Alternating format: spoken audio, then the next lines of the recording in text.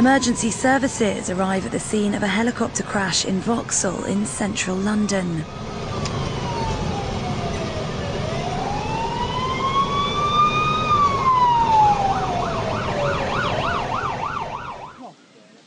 At least 2 people died, including the pilot, when the aircraft crashed into a crane and burst into flames.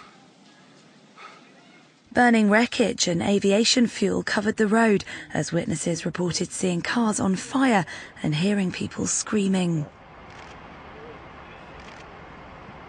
The aircraft appears to have hit a crane on a newly built tower at the St George's Wharf development, with London Fire Brigade saying the crane had been left in a precarious position.